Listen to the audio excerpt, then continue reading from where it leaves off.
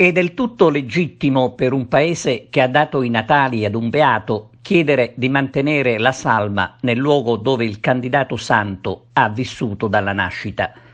Mentre a Canicattì è stata avviata una petizione per lasciare riposare in pace Rosario Livatino nella tomba di famiglia accanto ai genitori, da Agrigento, come riporta il quotidiano La Sicilia, giunge notizia dell'intervento dell'arcivescovo Francesco Montenegro, il quale parla di sepoltura privilegiata di Livatino nella Basilica Cattedrale, ovvero nella chiesa madre della diocesi. Ma il vero privilegio per Canicattì è quello di continuare ad avere nel proprio cimitero le spoglie del beato, la cui permanenza nella sua città potrebbe creare lo stesso miracolo che in altri luoghi è stato possibile attraverso i pellegrinaggi, con una sorta di turismo religioso, un movente che ha realizzato il riscatto delle altre realtà presenti in Italia e nel mondo. Non è assurdo pensarlo, ma semplicemente auspicabile. Perché allora non lasciare che anche Canicattì possa diventare un altro centro di grande richiamo per i credenti?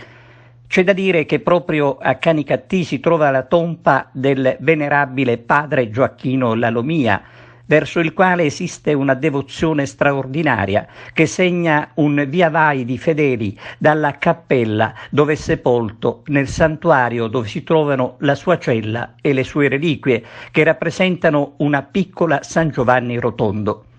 La cattedrale di Agrigento, dice l'arcivescovo Montenegro, simboleggia l'unità della diocesi, ma da Canicattì nessuno, a cominciare dal sindaco Ettore Di Ventura, intende privarsi delle reliquie del beato Livatino. Anche il Consiglio Comunale si è dichiarato contrario al trasferimento delle spoglie ad altra sede,